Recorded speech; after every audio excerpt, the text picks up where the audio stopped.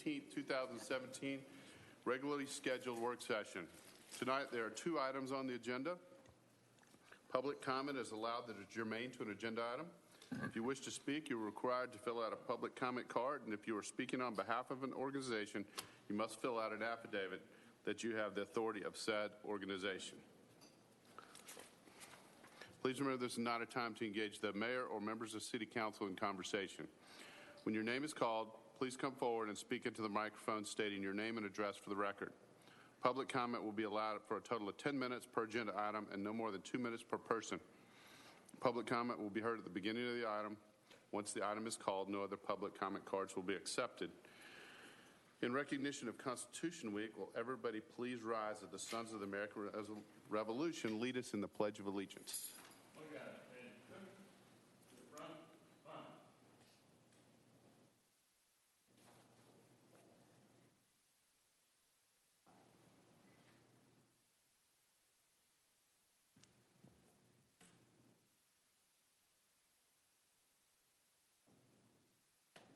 Ready? Up. To the right, face. Salute. Pledge allegiance to the flag of the United States of America and to the republic for which it stands, one nation, under God, indivisible, with liberty and justice for all. Two. Left. Face. Front. March.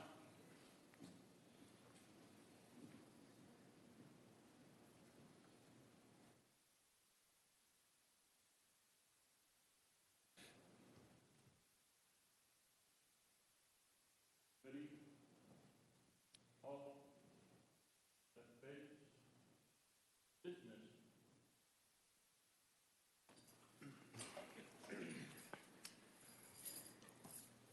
If you'll please call the first item. Our first item this evening, proclamations recognizing Constitution Week, presented to the Daughters and Children of the American Revolution, Martha Stewart Bullock Society, Daughters of the American Revolution, Chastity River Chapter, Daughters of the American Revolution, Patriots of Liberty Chapter, and the Sons of the American Revolution, Piedmont Chapter. This is being presented by Councilmember Bill Lusk. Thank you, Sudi. We, the people of the United States, in order to form a more perfect union, establish justice, ensure domestic tranquility, provide for the common defense, promote the general welfare, and secure the blessings of liberty to ourselves and our posterity, do ordain and establish this Constitution for the United States of America. Preamble to the Constitution, probably some of the most repeated words to one of the greatest documents in history, up there with the Magna Carta and others. We're fortunate here in this country to have this document which guides us in every day of our life in everything we do. And we should be celebrating this document every day of the week, not just one day of the year. So, given that, I'd like to read our proclamation for Constitution Week 2017. And after I read it, if the Daughters of the American Revolution, Martha Stewart Bullock Chapter, and I'm sorry, who came in? If you would all come up afterwards and we'll present this proclamation to you. Whereas the Constitution of the United States, the guardian of our liberties, is a product of reflection and choice, embodying the principles of limited government in a republic dedicated to rule by law, not by men. And whereas September 17th, 2017, marks the 230th anniversary of the drafting of the Constitution of the United States of America by the Constitutional Convention. And whereas it is fitting and proper to accord official recognition to this memorable anniversary and to the patriotic exercises that will commemorate the occasion. And whereas Public Law 915 guarantees the issue of a proclamation each year by the President of the United States of America designating September 16th through September 23rd as Constitution Week. This Constitution Week, we, the City of Milton, urge all citizens to express gratitude for the privilege of American citizenship in our republic, functioning under superb body of laws, the Constitution of the United States of America. Now, therefore, we, the Mayor and City Council of the City of Milton, proclaim the week of September 16th, 2017, through September 23rd, 2017, as Constitution Week in the City of Milton, and ask our citizens to reaffirm the ideals the framers of the Constitution had in 1787.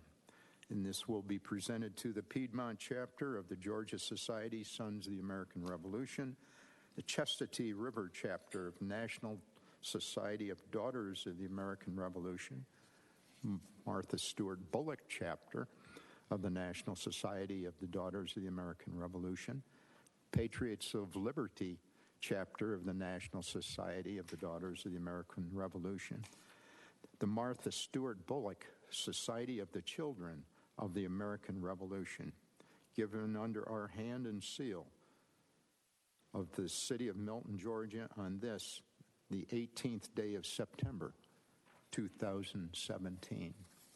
So if you all would come forward, we'll come down as council and we'll present these proclamations to you. Council.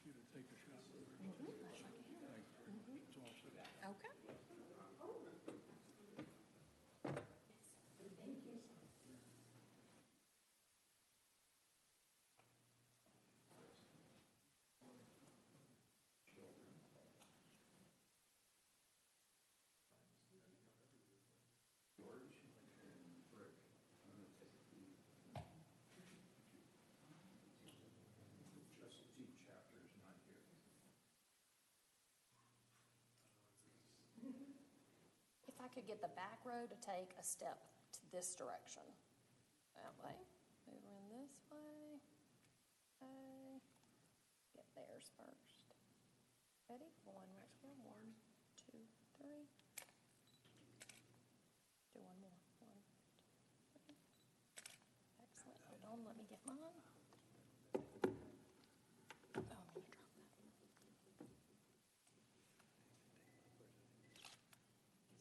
One, 2, 3. One more. 1, 2. Excellent.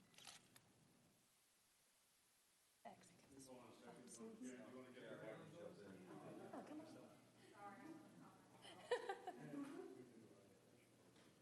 You'll grab right there by Bert and Councilmember Lusk. Perfect. Half a step back, Councilmember Lusk. There we go. Let's do one this way for 1, 2, 3.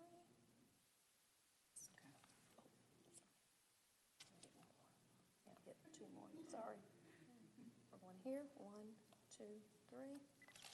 One here. 1, 2, 3. And let me get one more. Sorry. I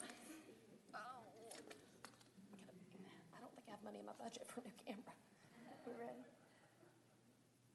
1, 2, 3. Let's get one more. 1, 2. There we go. Excellent. You're good.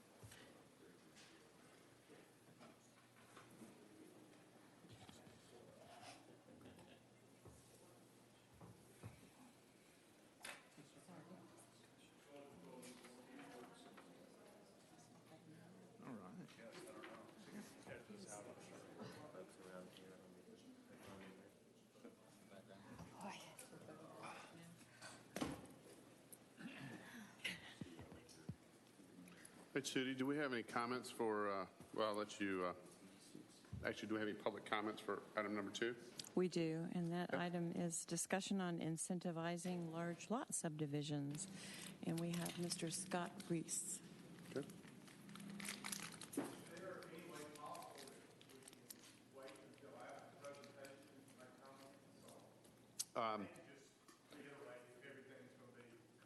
And I'm absolutely fine with that if the council is. Typically, sometimes we'll allow comments first so we can address things, but if you'd prefer to wait till afterwards, I'm fine with that. Is council okay with that? I hate to reiterate. Okay. Okay. Is there another public comment, Sudi? That's all, sir. Okay. Then we'll hear the item first, and then we'll allow public comment afterwards. Miss Kathy Field.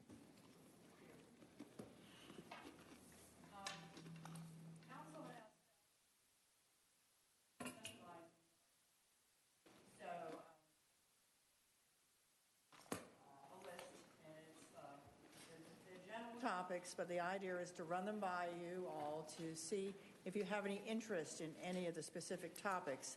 The idea being that staff would then go back and do a much more detailed analysis based on the topic. So with that, first of all, we need to determine how we want to define a large lot. Is it 3 acres, 4 acres, 5 acres, or more? So that's something that we would certainly like some feedback from the council on. And we've come up with a list of monetary incentives that could be used to incentivize such large lots. And they include the reduction of city property taxes, reduction of building permit fees, reduction of impact fees, with the caveat, of course, as you remember from Bill Ross's presentations, when you waive an impact fee, the city must reimburse itself with that lost impact fee. And then lastly, a reduction of tree replacement requirements. So all those hit the pocketbook, so to speak, in terms of that, in terms of incentives. Carter, unless you have any questions, or would you like Carter to give his presentation as well at this point? I'd like to ask a question first, just Sure. Actually to Paul, a legal question, just before we get going. Depending on the discussion and the size of what we consider large lots, I know you said 3 acres, 5 acres, 10 or on up. Some of us here on council, myself being included, have what would possibly be considered a large lot, depending on the size. So I want to clarify just to make sure we don't need to recuse ourselves. My assumption is the fact that this is across the board, it treats everyone equal. But again, want to certainly as a general statement, and for this discussion, I'm comfortable with the broad brush statements. I mean, we'll look at details as we have a specific proposal in mind and a vote being considered. But for right now, this is just a discussion. You're all free to participate. Would you like me to proceed with Carter's sure. list? Mine's about as long as Kathy's, but Okay, there you are. if the intent being to spur some discussion on these items. The other things that we've talked about were more design-related issues, and the first one that we had talked about was changing the number of lots that a driveway could serve.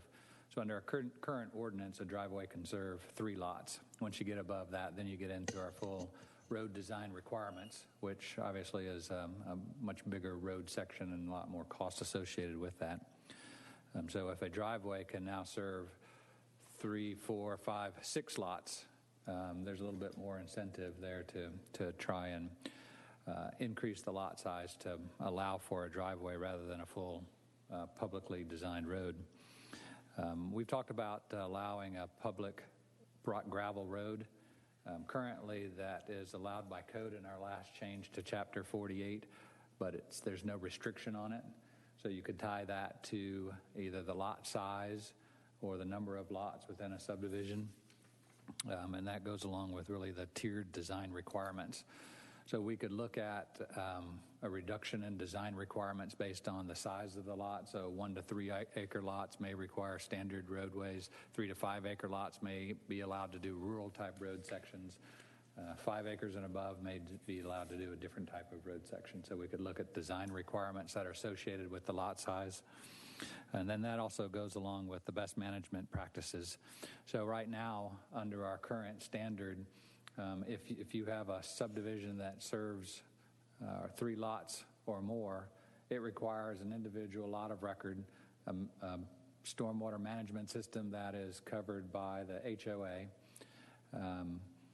You could look at a tiered system that kind of takes those requirements down and allows those types of best management practices to be done on individual lots of record, or incorporate some of the green space and some other things that would come along with the larger lots to try and reduce some of these requirements. It's not actually reducing the end product of the stormwater management system. It's just how we deal with that in a little bit different way, and may open up some other incentives for them to look at with some larger lots. At the end of the day, it's really kind of a dollars and cents. Do we provide enough incentive for them to counter their land costs and their development costs and those types of things associated with the development? So those were some ideas we had from a design side. That's all I had. And I'd just first like to say, I certainly support digging into this, because obviously, as you know, Carter and Steve, how many meetings we have with people that, the frustration is, we just want to do a large lots, and all the requirements are forcing them to possibly have to do more lots to offset the cost. So certainly been looking for ways to incentivize people to, develop larger lots. And so, I think it's a good start, some of the suggestions, and I think we should also try to, amongst the council, dig for more too, if we can. Go ahead. And more to Kathy, to your financial, I guess, incentives and everything.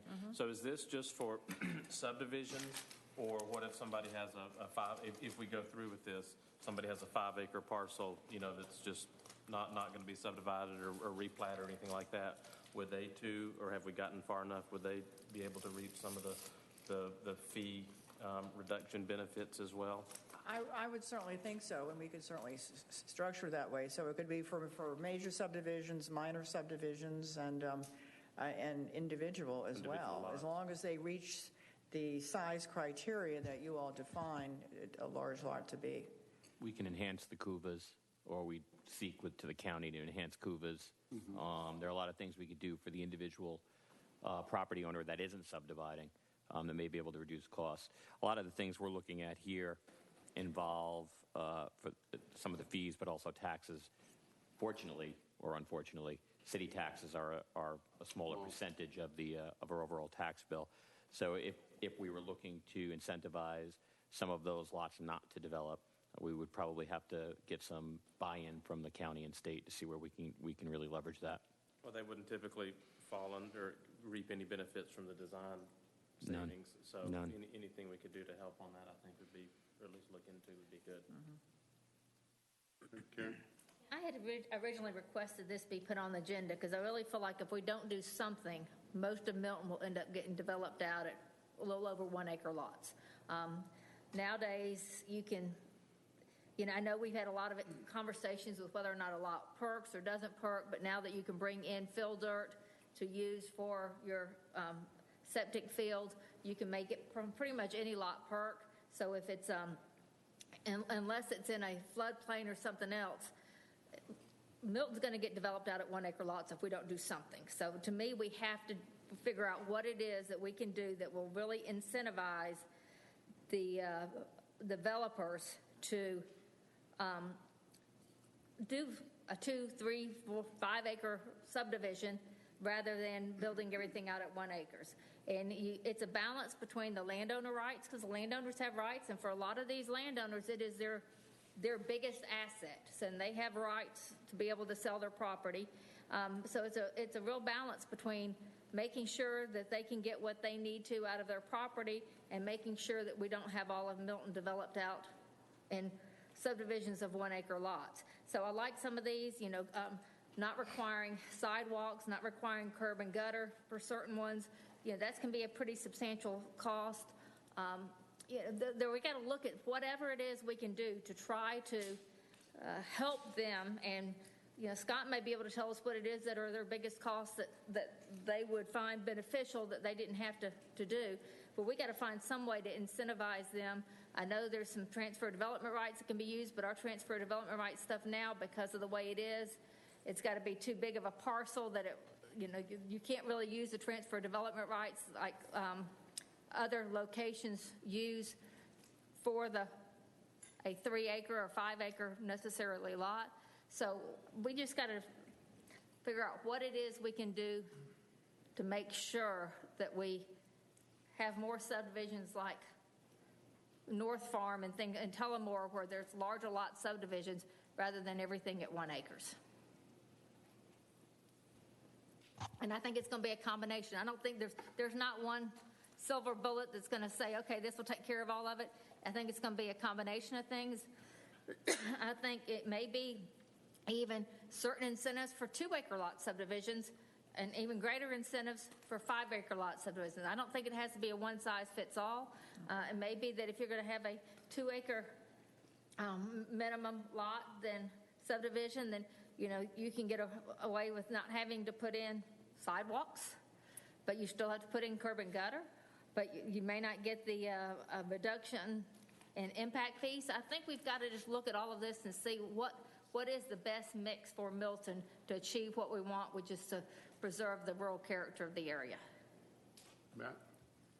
I agree with all of that. So, and also what Joe has said too. I think that some of the challenge that we face, though, that we need to utilize some things that we haven't utilized, which is land trusts, things like that. I think we should definitely consider bringing them in here, because what's going to happen, I think, is right now we have landowners with their property rights are now asking to be made whole in one sense or another, and they're basically coming to the city now and asking for green space bond money in order to be able to do something other than AG1 subdivisions, right? And so when that happens, and I'm not a big fan of using taxpayer dollars when we may not have to. That's the thing. And so if we use land trusts from that perspective, it's a possibility that we might be able to, and being a CPA, you might know this also, that, Milton residents can make donations into land trusts for tax benefits, things like that also, but we can look into those things. But I think we need to utilize third parties with land trusts in particular that might go into this, and maybe that would offset some of our green space bond money using to make landowners whole for some of these ideas in order to conserve as much land as we can. So I think you're going down the right path, but I would add bringing in a land trust to talk about that also, to see if maybe their partnership would utilize something that we can do to make this work. Okay. Anybody else? Is there a way for us to get some kind of financial figures on what the impact would be if we reduce the impact fees? Because I don't think we can reduce all the impact fees. There's only like the parks impact fee that could be reduced, correct? Because, you can't reduce the impact fee for like police and fire, but you could for parks, because I think he said that if, you have a 3-acre lot, you're deemed not to need as much open space because you already have it. So I would like to see some actual numbers associated with some of these. What a reduction in building fees would actually mean, what a reduction in impact fees would actually mean.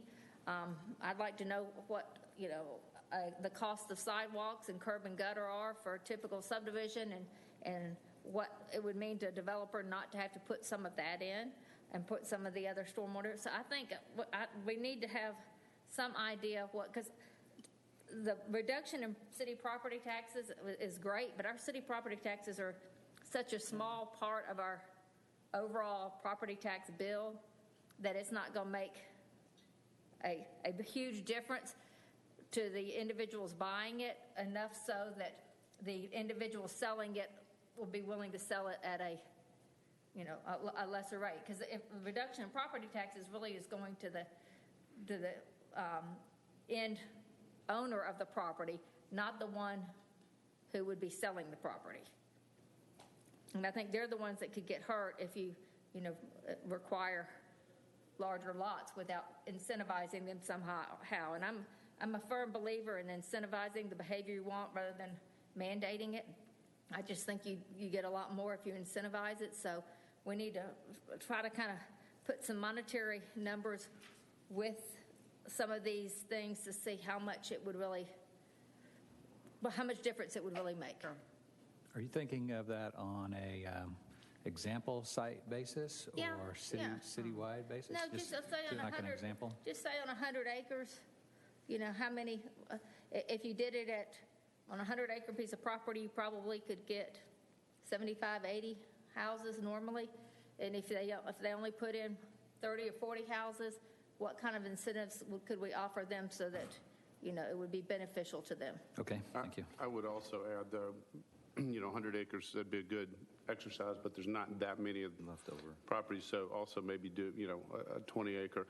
Another thing I'd like to, one issue that we run into sometimes is fire lines and fire hydrants and things like that. So the fire chief isn't here, or fire marshal and whatnot, but if you guys could dig into that, because as you know, Carter, a lot of times, this is good for subdivisions, but also what I think will help make an impact for our citizens is even the small, just when someone's trying to split a property in 2 or 3 lots versus a larger subdivision, on the main roads and people drive by. We've had, we have lots of examples where someone that has, say, 8, 9, 10 acres and wants to split it in 2 lots.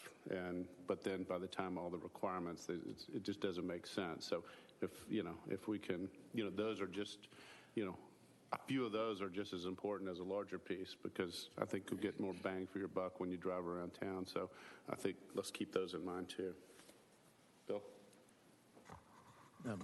We've been through this discussion several times in the last several years. And probably a year ago, you did an inventory of the parcels that are left undeveloped. Do we have a recent list of those parcels? Yes, it was recently updated for the Green Space Advisory Committee to use. So it has been pretty well updated. Yes. Just in rough numbers, could you tell us the number under 20 acres, under 50 acres, or under 100 No, acres? not at my fingertips, council member, but I can certainly provide that to you. I'm trying. Keep talking, I'm trying. All right, good, great. You're dragging it out. Okay. But I guess we need to know what we're talking about, too, as far as numbers go. Joe? Yeah, so obviously this is a brainstorming session, so I think we shouldn't stifle any ideas. But I would point out that the reduction of impact fees is different from all those other options, because in each case where there is revenue that the city misses out on, we get to make that decision, and we get to agree that we'll miss out on the revenue. With the impact fees, if we reduce the bill to the person who normally pays it, it doesn't mean we get to opt out. The city is going to have to make up the difference. So as much as I would like to think that the reduction in impact fees makes sense, I don't think it's going to long-term fit into the strategy, because it won't be something that we can get away from in terms of paying the cost for the revenue. I think the other options are more flexible, because we can make sound decisions on not asking for, tax revenue, for example, but impact fees will it'll get complicated. Can I just add one thing, though, to Joe's comments? While, yes, if we waive an impact fee and the city has to compensate for it, on the surface it looks like the city's paying, the money for it. But you guys can probably run some numbers to see where the larger lots will cost us less in the future, and it may, there may be a cycle where it balances out. Yeah, if and that makes we'll sense. run that analysis to see if there's... We're really paying the money to ourselves with the impact fees. So, I mean, yes, we're paying it, we're paying it to ourselves. But my point is, let's just use 5 lots versus 15 or something on it. Over time, they're going to pay a lot. We're going to have less cost to service. I got it. Yeah. Whereas in property taxes, if you reduce it, it could be a multi-year thing that's been reduced, so it could be a harder hit to the city on a overall basis. I don't know. We'll have to look at the numbers and see. We've got to do something. Some of the non-monetary incentives that Carter went over, especially when Carter's, I'm sure, will give us the numbers soon, but you're going to find that the size of these lots are more in the 10 to 25 acre range, and you can get you'll get the larger development in there. But I'm sure our speaker will address a lot of the issues they deal with are things that might cost us very little, like one of the things Carter talked about, allowing more connectivity with a single driveway as opposed to having to put in an entire road infrastructure and things along those lines. Costs the city nothing, allows us to be more flexible with our development patterns. We get larger lots, and the developer saves money.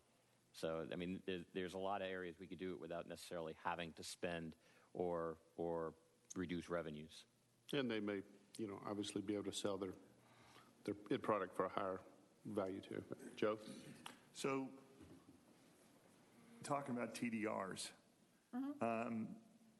I know we've got limited experience or data points from a TDR point of view, but obviously if we were to allow a more flexible use of TDR, so in Karen's example, she just said you had, let's say we've got 100 acres, and under normal conditions, we could put 80 lots in there. Instead of building 80 lots, if we only built 40, in other words, instead of 1 acre lots, we're using 2 acre lots.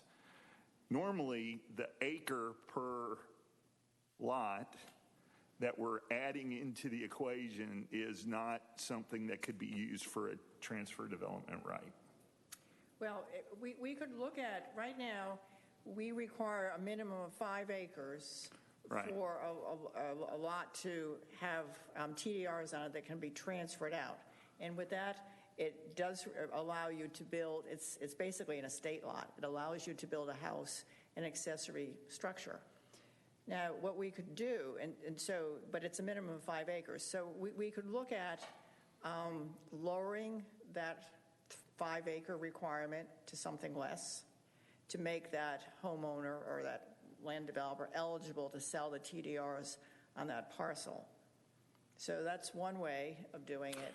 Well, I was thinking, to get to Karen's point, Karen was talking about the landowner and the developer, the first two people that actually have to design into their plan, their financial plan, the cost and the revenue that's associated with the lots that they're laying out. So if they lay out more lots, they have a numeric advantage in terms of the equation in generating the revenue for the project itself.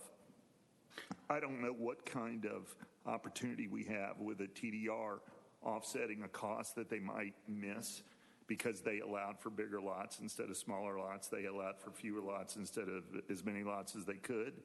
But it would be interesting to at least see what kind of impact that would have. I have a suggestion on possibly how you do it. Rather than looking at it from lowering the minimum of the size, say from 5 acre to 2, look at the overall project and using Karen's number of 100 acres, and everybody's been saying, let's say 80 lots on 100 acres. Let's say that developer was putting 40 lots instead of 80, that then you would say take half the property of 50 acres, allow them to sell based on 50 acres for TDRs, if that makes sense, as a whole. Yeah, not do it on a lot by lot point of view, do it in the aggregate. Yeah, and the other thing, and we're hoping to bring this to our next work session, is the concept of establishing a TDR bank where the city would buy the TDRs, because part of the problem is that there's the market is limited for TDRs. And so if a developer knew that there was an entity that would be ready to buy the TDRs, which would bring value, that's another possible tool that could be used as well. But in looking, I actually saw some ordinances today that allowed for a lot more flexibility than our TDR ordinance. And if you had 100 acres and you said you want to put 30 homes on that 100 acres, it would allow you to actually sell the 70 acres as TDRs as long as you had a minimum lot size and a maximum number of lots on the remaining, on the whole 100 acres. So it actually gave you that kind of flexibility that you could say, okay, I'm going to sell 70 acres worth of TDRs, or really probably wouldn't be that. It'd probably more like 50 or 60 acres worth of TDRs. I'm building 30 houses. I'll sell the 50 acres of TDRs, and I'll keep a acre minimum for the lots on this 100 acres, and they could still sell it, and they'd still get some money out of it, but we'd still have a minimum of 3 acre lots, and we'd only have, 30 homes on 100 acres rather than the 80 homes we would normally have. Sure. So, I mean, it's a little, you have to get a little creative with it. I actually found a couple instances where it is, they had been able to do that.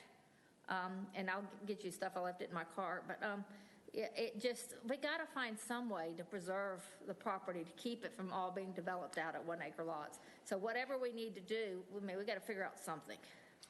Bill?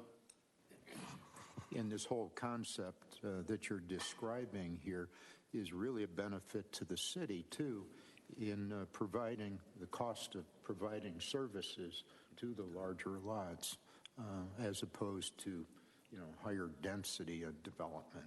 So it's saving that cost of services out there it's really a savings to everybody in the city. Rick? Yeah, I know we're talking about development and development of larger lots. One of the things that we haven't talked about, and Steve, you kind of hit on an idea, is have we considered what we can do to try to incentivize people that have larger lots already and maintaining those instead of selling them off? What can we do from a tax incentive to help them? Because that's usually why you hear these people selling their property. It's undeveloped property, but the taxes keep going up. They can't afford it, so they end up having to sell a portion of it. So can we look at that as just kind of an aside to say, how can we preserve what's already out there, not just assume that everything's going to be developed? How do we incentivize people that have a large horse farm or whatever, because we do have some of those, and have them actually maintain that property and hold on to it? We're looking at that from a few of the business aspects of being able, so that they can operate the businesses that may or may not occur on those properties, to be able to incentivize that. But in addition to the CUVAs, there are other opportunities out there. We'll dig deeper into that, see what we can find maybe federally as well. Okay. And I guess I'm going to assume by the discussion is the council, everybody on board and exploring these ideas further and adding more ideas that we discussed. So would you guys want to basically maybe take public comment now, and then we can finish our discussion if there's anything we might want to add? Is the council okay with that? Good. Is that all right, Kathy? We'll let Scott, if you'd like to make your comment.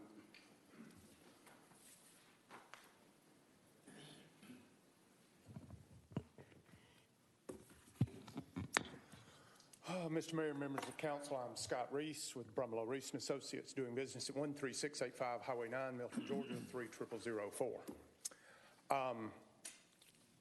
The discussion is very heartening as property owner and a representative of people with the larger tracts or developers.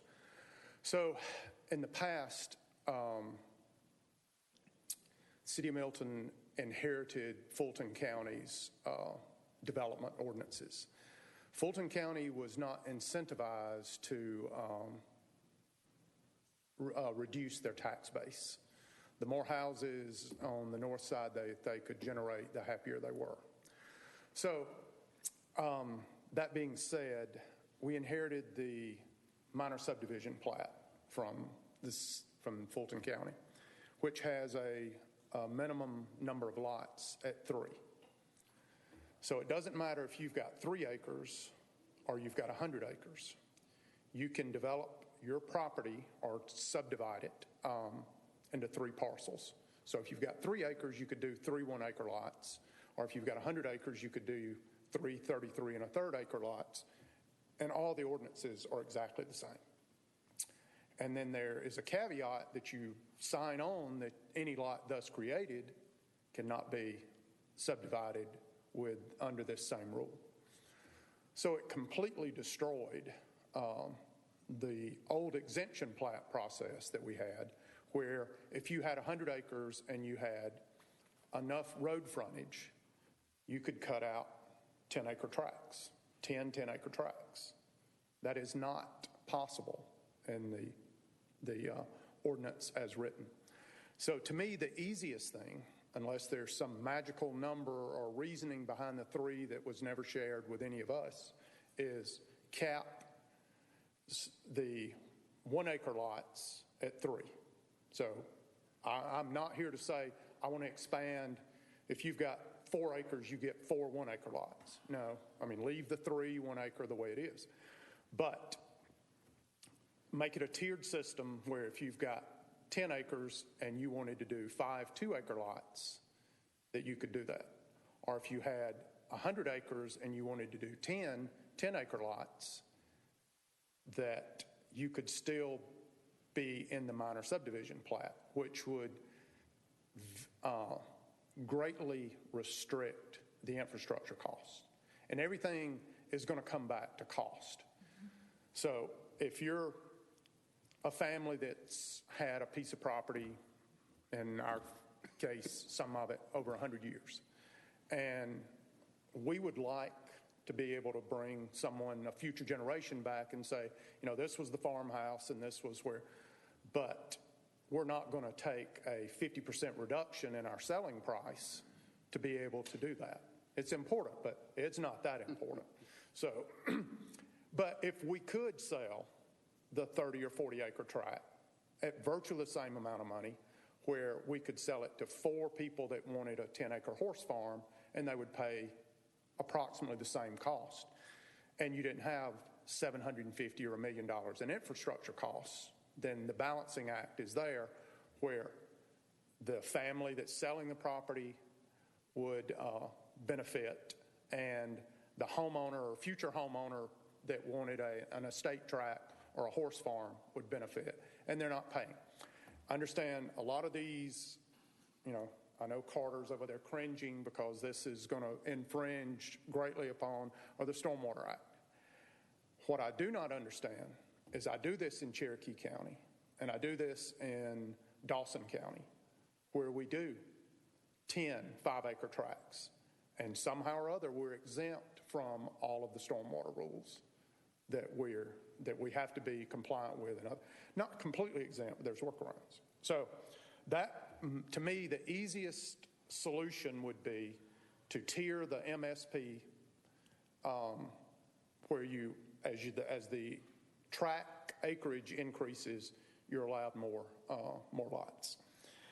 The one thing that will have to be addressed, especially on where you've got 12 acres and you want 3 4-acre lots, is the fire protection code. I don't know, 2 years ago, whenever the insurance rating changed, now if you're more than 550 feet from a fire hydrant to the principal residence, you can't get a building permit. So and it's not just Milton when you start having to extend that water line, because the water line is Fulton County's, and they've got a whole different set of rules. And the fact that it is a public water drinking system, once again, there is no cheap way to add a fire hydrant and 8 inches ductile iron pipe, because it is part of the public drinking water system. It's got to be tested. It's got to be maintained. So somehow or other, there needs to be a way to, I don't know, if you force someone to sign a letter that they understand they're building this house at their own risk, just like mine now is more than 500 feet.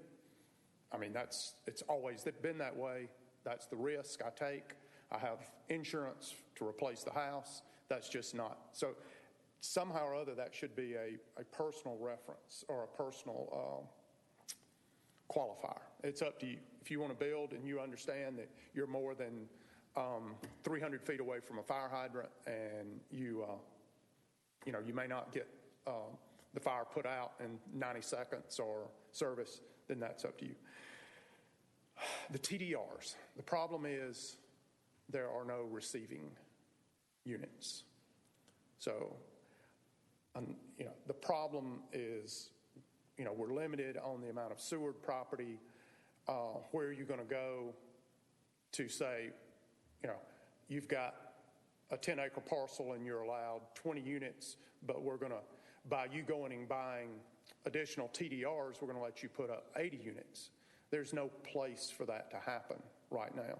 So we have, I think there's 38 in the bank and 4 have been used or something like that. I mean, I've got 2 clients right now that I have done TDR master plans on, and these are some of the few 100-acre tracts left. But we can't sell the TDR, so it's just sitting there. So I don't know if the city, if they're going to finance the bank. The biggest bang for your buck, in my opinion, is going to be to reduce the development costs, not the tax incentives on the back end. I mean, that's $10,000, but infrastructure costs on any kind of subdivision, $750 to $1 million, just to put the roads in, the water lines, the storm pipe, all of that. So any way that we can reduce, that we can do more development on existing infrastructure is, I think, going to be a huge bang for your buck. Can I break in just procedurally for 1 second? I have allowed Mr. Reese to continue speaking. It's been over 2 minutes. I'm assuming the council's okay with that. This is all, I think, important and good. Is everybody okay to allow? Okay. I'll try to make it No, brief. just Okay. wanted to make that statement. One other thing that I would do, and this is probably not going to make my development friends very happy, but anyone that benefits from either an incentive or a reduction in standard infrastructure, I think all of those plats should have a note that any lot thus created cannot be subdivided. Because if your neighbors and the public at large are in whether front door or back doorway financing the fact that you're going to get an incentive to keep this 5 acres, I'm fine. That's great. But don't 5 years from now come in and subdivide this into 1 acre lots. So if council or the city at large is creating this, I think that should go on. If we're going to, if this is a incentive subdivision, that it needs to have that note that you're creating a 20-acre parcel and you're getting these benefits. Well, it's going to be a 20-acre parcel from now forth. And I just think you're going to, as much as the monetary incentives, I mean, there may be some gain there. The more that we can look at developing on existing infrastructure. I know we talked about also one other thing, I'm sorry for the overrun, is Carter discussed a public gravel road. Now we can now put in private paved roads. I think we should also look at a public gravel road private gravel road that then would reduce the costs there. And it's not the city's responsibility. It's if you buy a lot and you're served by this gravel roadway, it's your responsibility to keep the road scraped and re-graveled. And, that gives more of a chance of a rural feel in some of our existing gravel roads where if they could then go in and put an extension of that gravel road or a side road off into a 40 or 50 acre tract and do 6 10-acre lots or something like that. That's going to give you more incentives or more chances to. Thank you so much for your time. I think this is probably, in my humble opinion, the most important thing you're going to consider, or to restate what Karen said. Absolutely, if there are no changes, 80% of the city will be 1 acre lots, because as the generations pass, the next group that comes in, this 20-acre horse farm, the chance that they're going to want it's going to reduce every time. And by right they have, and if it costs the same amount to do 5 4-acre lots as it does 20 1-acre lots, I absolutely know where the developer is going to chase. And if there's not an incentive, it's all going to be developed at maximum. Whatever the maximum is, that's what it's going to be. Thank you so much for your time. Thank you, Scott. Okay, we'll open back up any comments or anything you want to add to Kathy. I'll just say I think you were taking some notes too, Robin and Kathy Yes, too, with yes. Mr. Reese's comments. I think he made some good comments too. Anybody else, Bill? I believe the state legislature is going to take up this issue too with property evaluations and property taxes this coming session. And I think one of the issues is that considering capping property valuations for first and second time homeowners or landowners.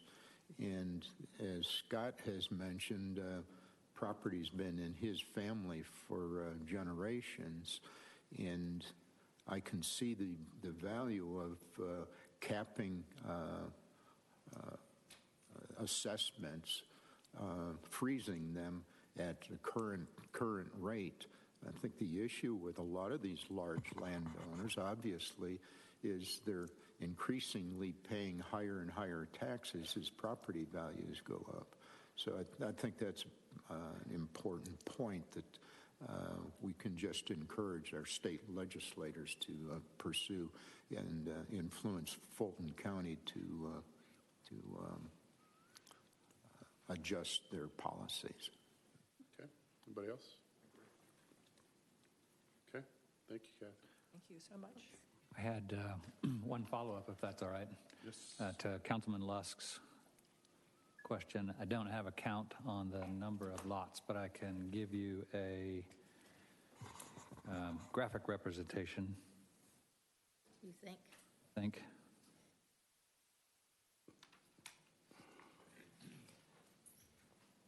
Let's see. It's really nice, Carter. How you like that? All right, Dave, can you, if I am on that, can I switch over to my screen? And I should be running mirror up.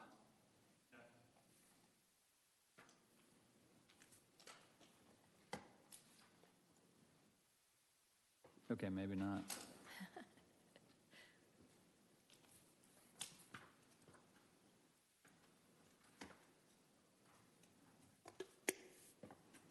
So I'm running mirror up.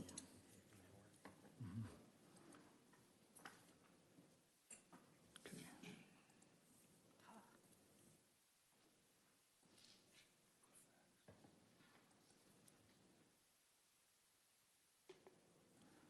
I'm not going to get there fast enough.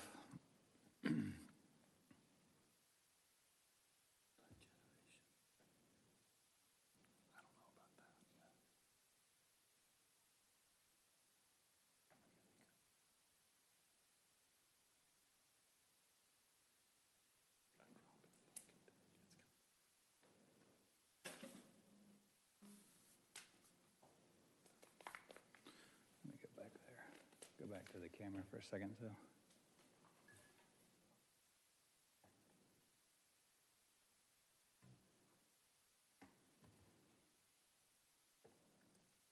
So that should be.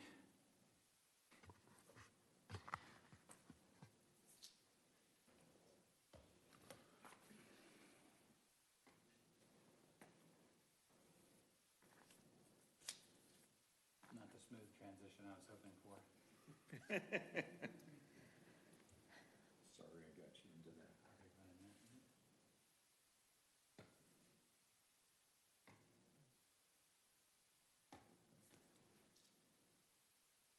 And then go back there.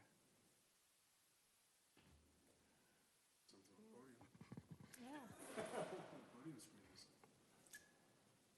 Oh, there it is. Yep. So the green parcels would represent those parcels that are 20 acres or greater. The orange or tan parcels would represent 10-acre parcels.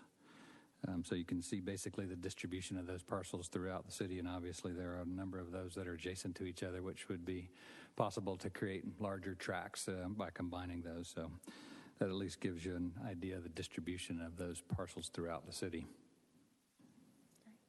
Well, I hope that was worth it. It is. It's helpful. Yep. And you can forward that, correct? Yeah. I wish I had more to say about that, but picture's worth 1,000 words. Yep. How about that? Okay. Anything else? Thank you, guys, for looking into this. I'll conclude our work session.